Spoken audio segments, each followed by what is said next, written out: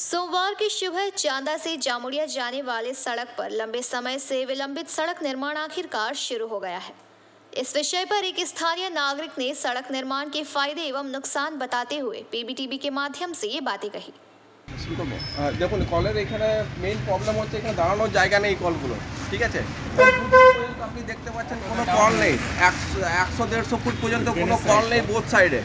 আর রাস্তার সামনেই কল, জল নিয়ে যে 100 মিটার অবধি যাবে সেখানে অ্যাক্সিডেন্টের খুব প্রচণ্ড সম্ভাবনা, যেটা যে অ্যাক্সিডেন্ট হওয়ার, সেটাকে এড়িয়ে যাওয়ার জন্য আমাদের রিকোয়েস্ট থাকবে প্রশাসনের কাছে যাতে 2-4টে কল আরও বাড়ি বাড়ি প্রোভাইড করা হয় বাড়ির সামনে।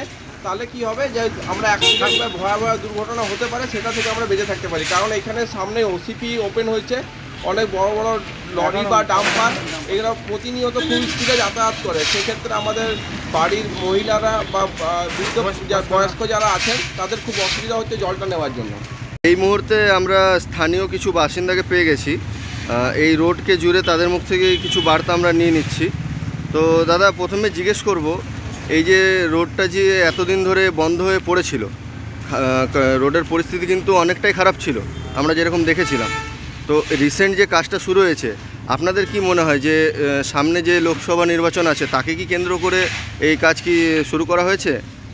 তো কাজ লোকসভা নির্বাচনকে শুরু করা হয়েছে না, আমাদের একটু অসুবিধা হচ্ছিল, বেশ কিছুটা অসুবিধা হচ্ছিল। কারণ হচ্ছে রোডের মধ্যে যে অনেক গর্ত হয়ে গেছিলো, সেখানে গাড়ি চলাচল প্লাস মানুষ চলাচলের উপযুক্ত ছিল না সেটা। সেক্ষেত্রে আমাদের সাধারণ মানুষের অনেক সুবিধা হয়েছে, রোডটা হওয়াতে গাড়ি ঘোড়া চলছে ভালোই। কিন্তু এখানে আরেকটা অসুবিধার কথা আমরা দেখতে পাচ্ছি, এখানে রোড হওয়ার পর রোডে অনেক স্পিডে গাড়ি চলছে, রোডের মধ্যে কোনো বাম্পার নেই, রোডের পরিধি অনেকটা বেড়েছে। আপনি যদি বাঁ পাশে ডান পাশে যদি দেখান, রোডের পরিধি অনেকটা বেড়েছে। সেক্ষেত্রে কী হচ্ছে আমাদের অসুবিধা, আমাদের বাড়ির মেয়েরা, আপনি আমাদের হোম কানেকশান নেই এখন অবধি জলের। বাড়ির মেয়েরা, অনেক বয়স্ক মানুষ আছে যারা কী করছে, যারা রোড থেকে জল নেওয়ার সময়, রোডের পাশে যে কলগুলো আছে জল নেওয়ার সময় অনেক অ্যাক্সিডেন্ট হয়েছে, অলরেডি 2টো অ্যাক্সিডেন্ট আমাদের এখানে হয়ে গেছে। সেক্ষেত্রে আমাদের যেটা দরকার ছিল যে আইদার হোম কানেকশান দেওয়ার জন্য, মানে মিউনিসিপ্যালিটি এরিয়ার মধ্যে আমরা আছি, এখন অবধি আমাদের হোম কানেকশান নেই।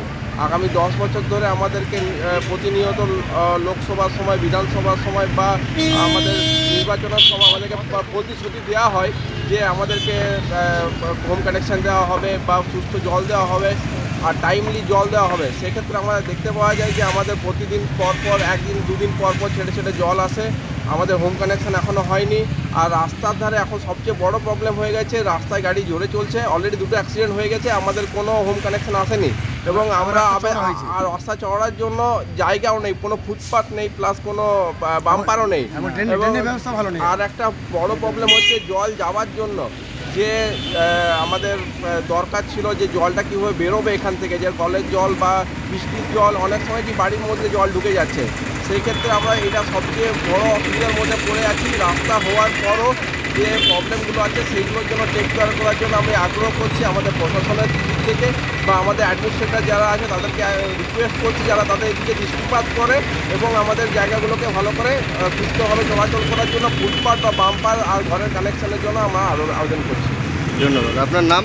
আমার নাম অভিষেক সাধু, আমি চাঁদারি বাসিন্দা। আমরা এখানে পূর্বপুরুষ ধরে আছি, 200 বছর ধরে আমরা এখানে আছি আফটার মিলিটারি শাসনের পর।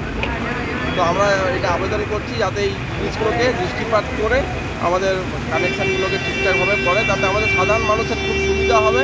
আমি এটাই প্রিফার করছি। जामुड़िया से दिलीप साव की रिपोर्ट, पीबीटीवी न्यूज़।